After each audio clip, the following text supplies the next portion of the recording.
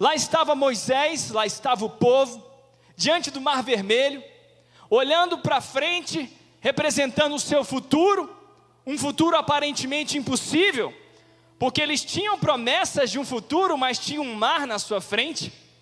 E se olhavam para trás, tinha um passado aparentemente não resolvido. O exército de Faraó insistia em persegui-los. E lá estava o povo entre um futuro impossível e um passado não resolvido. Eu não sei se você já se sentiu assim alguma vez na sua vida. Você tem promessas de Deus, você tem a palavra de Deus que te fala sobre o futuro, mas quando você olha para frente, você só vê o mar, você só vê uma barreira, você só vê dificuldade, só olha para aquilo que você não consegue fazer para alcançar a promessa de Deus. E se você olha para trás, como o povo faz aqui nessa passagem, você vê um inimigo furioso, um inimigo decidido a fazer o que Jesus disse que ele faria: roubar, matar e destruir. O povo de Israel estava numa situação difícil, em que nós nos sentimos assim muitas vezes na nossa vida. E a palavra diz que eles clamam ao Senhor, mas em seguida eles fazem uma murmuração. É o coração do homem, é o coração meu, o coração seu. Às vezes a gente faz uma oração e logo em sequência já está murmurando. A gente faz uma oração, mas parece que não acredita que foi ouvido. Parece que não acredita que Deus nos ama, que Deus ouve a oração. Então a gente vai reclamar com Moisés, porque eu não estou vendo Deus, mas Moisés eu estou vendo aqui. E aí eu reclamo com meu cônjuge, com um pastor, com um amigo. Eu orei, afinal eu falei com Deus, mas eu vou descarregar tudo aqui. E acabo descarregando de uma murmuração. E olha o que eles disseram para Moisés.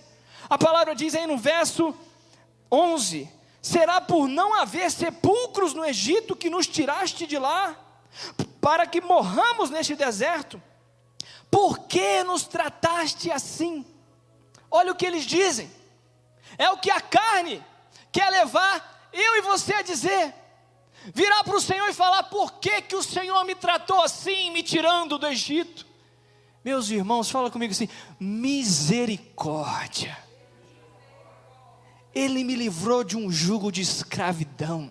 Ele levantou a minha cabeça, Ele me lavou com o sangue de Jesus, Ele me deu dignidade, Ele me deu despojos, Ele me chamou de seu filho, Ele me tirou do império das trevas e me trouxe para o reino de amor. E por causa de uma aflição, de uma dificuldade, eu vou virar para o meu Deus e falar: por que o Senhor fez isso comigo? Eu preferia ter vivido no pecado, eu preferia ter continuado com a minha velha vida, eu preferia ter morrido naquele Egito. Ainda bem que Deus desconsidera algumas besteiras que a gente fala. Quem é grato pela misericórdia infindável do Senhor, diga: obrigado, meu Senhor. Eles falaram aquilo com aquele tom com Moisés, mas não era com Moisés, era com Deus. Porque Moisés não estava ali em nome dele. Moisés não havia feito nada na força do seu braço, era tudo no chamado do Senhor, na força do Senhor, no propósito do Senhor.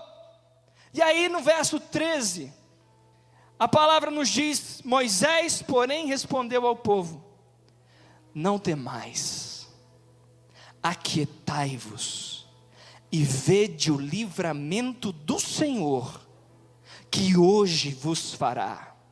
Porque os egípcios que hoje vedes, nunca mais os tornareis a ver. O Senhor pelejará por vós, e vós vos calareis.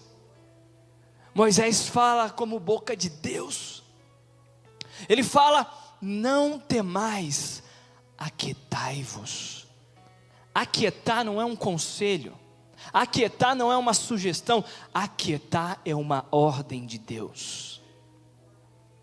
Tem horas que o Senhor fala: aquieta. Mas eu estou ansioso, todos passamos por isso. Mas eu estou desesperado, todos passamos por isso. Mas aquieta os lábios, aquieta esse desespero de fazer uma coisa de qualquer jeito. Eles estavam considerando em voltar para Faraó e falar: olha, nós queremos te servir, olha, nós queremos voltar para aquele passado. Sabe por quê? quem se vê como um derrotado se submete a qualquer jugo. Nós precisamos mudar a nossa forma de nos ver, segundo o Senhor nos vê. Deus não nos vê como um povo que foi criado para viver na escravidão. Ele nos vê como filhos livres, que têm identidade, que têm alegria em viver com Ele. Aleluia! Glória a Deus! Aquieta, espera um pouco. Você orou? Então espera. Você orou? Colocou na mão de Deus? Você leu a palavra? Então espera. Não sai desesperado como quem não tem um Deus. Não sai falando qualquer coisa, como se as palavras não tivessem poder. Aquieta o teu coração na palavra do Senhor, na presença do Senhor. Mas eu estou lutando com ansiedade. Deixa eu te falar uma coisa. Essa luta é pela vida inteira. A gente só vai amadurecendo e não caindo mais em alguns truques que ela tenta nos fazer. A gente vai se fortalecendo, mas um dia eu estou mais ansioso, outro dia eu não. Mas eu estou aprendendo a aquietar o meu coração na presença do Senhor. Ele falou, aquieta e veja o livramento. Mas bispo, como é que eu vou ver o livramento se ele não aconteceu? Uai, você está vendo a morte e ela não aconteceu. Percebe isso? O povo estava fazendo deduções aqui. Eles estavam falando de sepultura, eles estavam falando que iam morrer, eles estavam falando de coisas que não aconteceram, não tinham acontecido ainda. Já que é para ver um cenário, eu vou ver o cenário da fé, eu vou olhar para o livramento e não pela ameaça, não para a ameaça de morte, eu vou olhar pela fé para aquilo que o meu Deus pode fazer. Eu vou começar a declarar um livramento, eu vou começar a declarar a fidelidade do Senhor, eu vou começar a declarar que assim como Ele me livrou de um jugo de escravidão, Ele vai me livrar de um beco sem saída. O caminho estava diante deles, só que eles não tinham percebido. O caminho era o mar. Você pode estar diante da saída sem perceber, porque ainda não teve a revelação de como Deus fará. Ai Deus, onde está a saída? Onde está a saída? Está diante de você. Na hora que o vento forte soprar, tudo vai trazer clareza. Na hora que o vento do Espírito se manifesta numa nova intensidade, você vai perceber que está bem ali na sua frente. Aquieta e creia pelo livramento. Coloque os teus olhos no livramento. Do Senhor vem a nossa salvação. Ele nos cerca de alegres cantos de livramento. E o verso 14 diz, o Senhor pelejará por vós. Deus não é contra você. Deus não montou essa cena para me castigar. Deus não me levou até a frente do Mar Vermelho para eu não ter uma saída e os egípcios me destruírem. Deus não permitiu isso tudo acontecer para você ser tragado pelo diabo. Deus é por nós.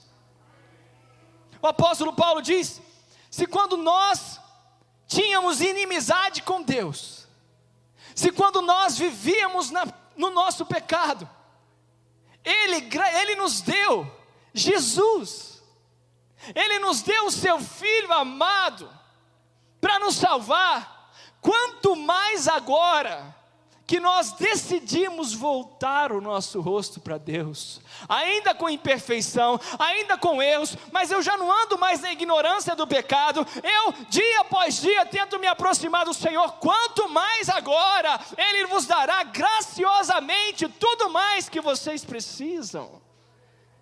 Esse é o nosso Deus, o Senhor pelejará por vós. Verso 15, disse o Senhor a Moisés, por que clamas a mim? Dize aos filhos de Israel que marchem.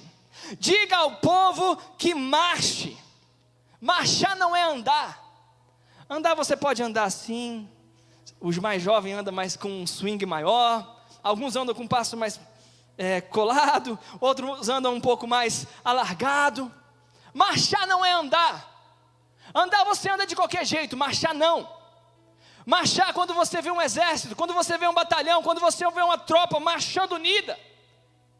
Eles marcham com confiança, com constância e em coletividade. Marchar com confiança, com constância e em coletividade. Você vê um soldado marchar assim, gente? Como que ele faz? É firme, ele tem confiança na direção que ele recebeu. Quando Deus nos diz para marchar, Ele não nos diz para andar de qualquer forma, Ele nos diz para andar com firmeza, porque o solo é firme, nós estamos sobre a rocha, a direção não é errada, Ele sabe o que faz. Quando a Bíblia fala que o justo vive pela fé, ele anda pela fé, é que ele anda com confiança na palavra de Deus. Constância. Já reparou que o soldado ele tem um ritmo de marchar? Tanto é que tem uma sincronia, né?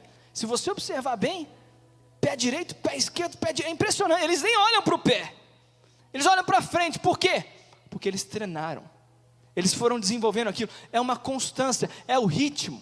Não adianta eu sair correndo e depois parar de andar, parar de marchar. A vida cristã tem mais a ver com continuidade do que velocidade de largada. Quem entende aí diz amém.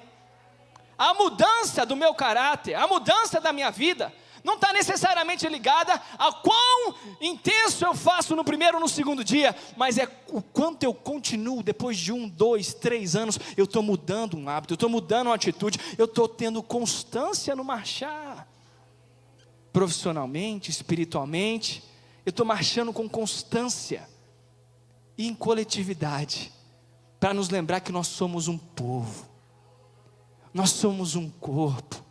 É interessante, o Velho Testamento traz muito a ilustração de um exército, um grupo, porque somos de fato um exército. Quem faz parte do exército de Deus diz aleluia. E o Novo Testamento fala muito sobre corpo, porque somos um corpo também. Não adianta um pé querer ir para frente e o outro ir para trás. Nós somos um, coletivamente somos um. Nós precisamos marchar como igreja, debaixo de uma direção. Quem está debaixo da direção do Senhor, quem está firmado na fonte da vida pela graça de Deus, diz aleluia. Diga ao povo que marche. Foi a ordem do Senhor. Primeiro ele falou aquieta.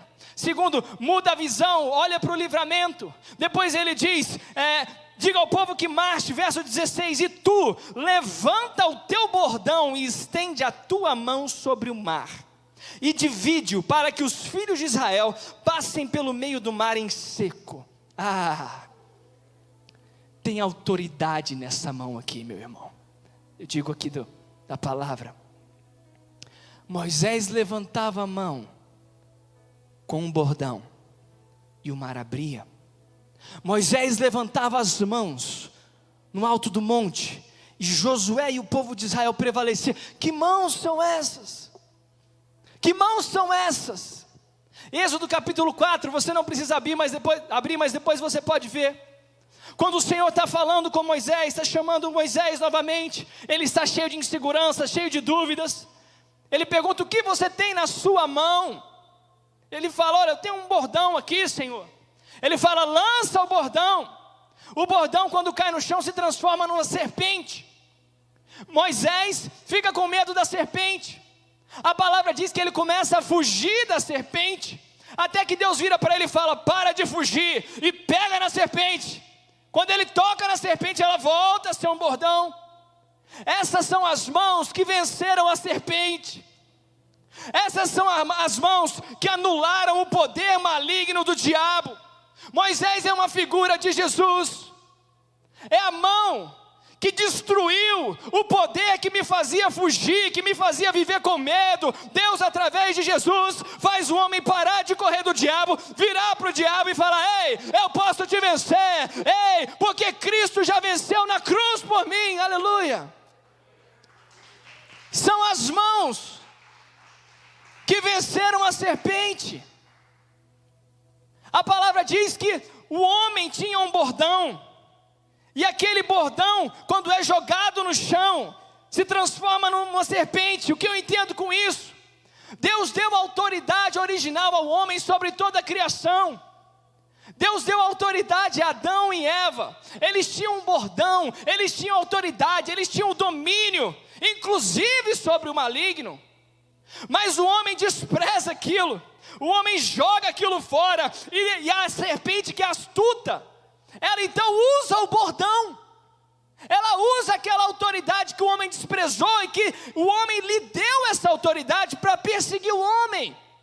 para tentar destruir o homem, mas Deus, em seu plano perfeito, através de Cristo Jesus, destrói o poder da serpente e restitui a autoridade ao homem, através de Cristo Jesus. Quando eu tenho Jesus em mim, quando você que assiste aí na sua casa, confessa o Senhor e tem Ele como seu Salvador, você não precisa viver a vida fugindo do diabo, você tem aquele que venceu a morte e o diabo, você pode vencer também em nome de Jesus.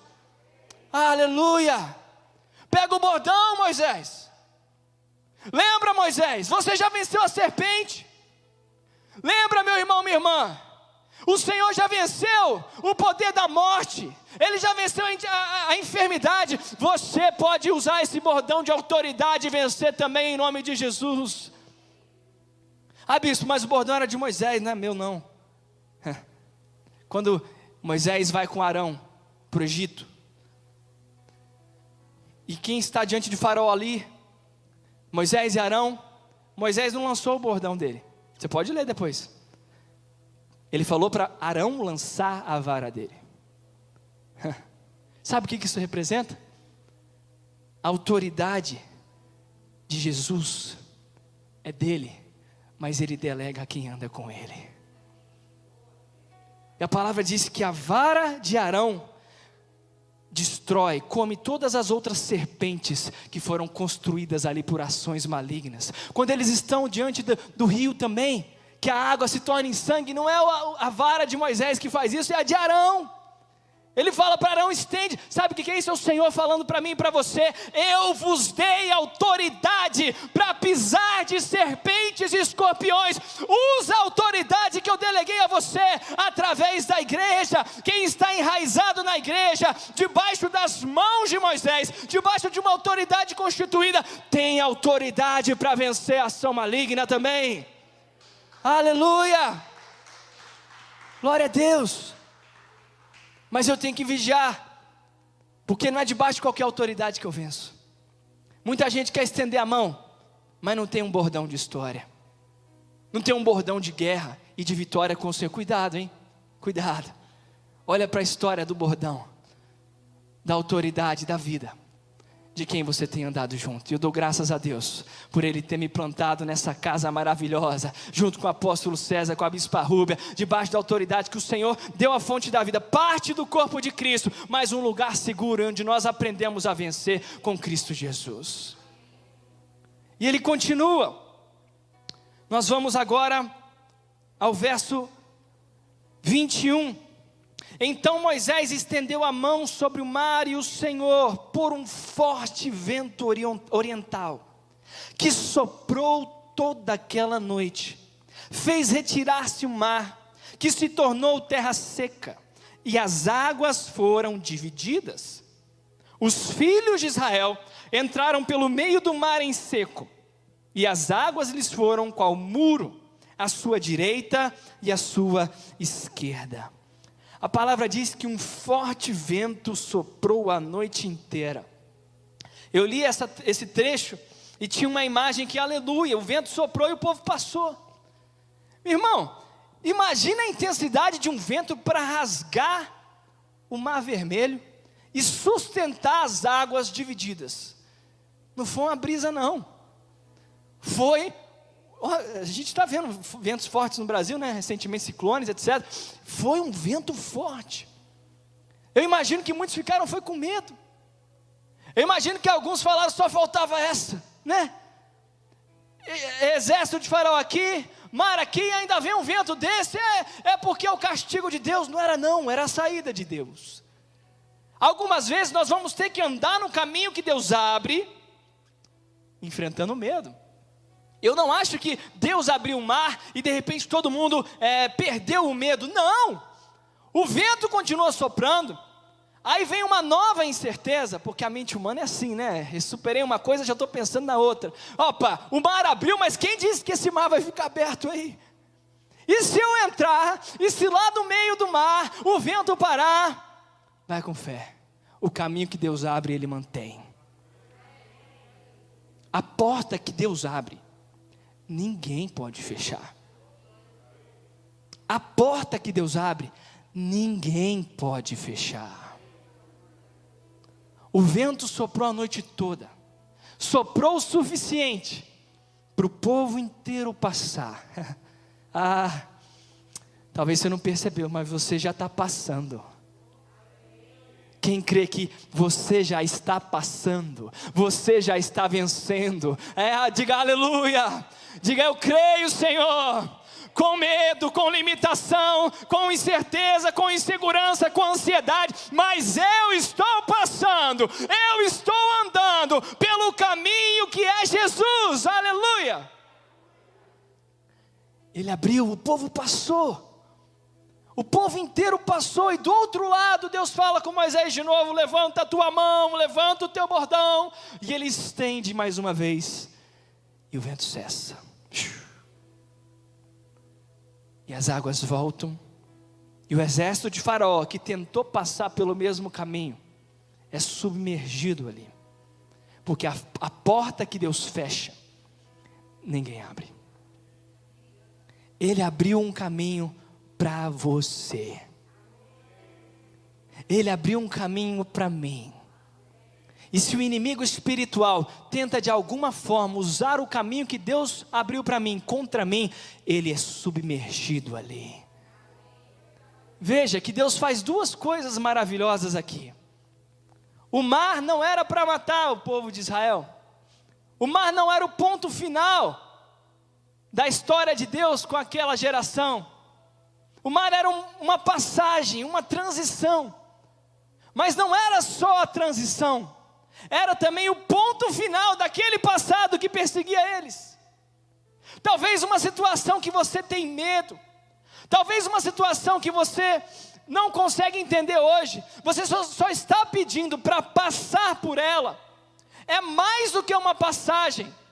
Ela é a forma que Deus vai usar para colocar o ponto final em algo que te persegue por anos, em algo que tenta tocar a tua família, teus filhos, alguma área da tua vida por anos. Isso não é só uma passagem, é o ponto final num passado triste, aleluia, glória a Deus. E ali então eles seguem para uma rota, um novo tempo, e a primeira coisa que Moisés faz na sequência é louvar o Senhor.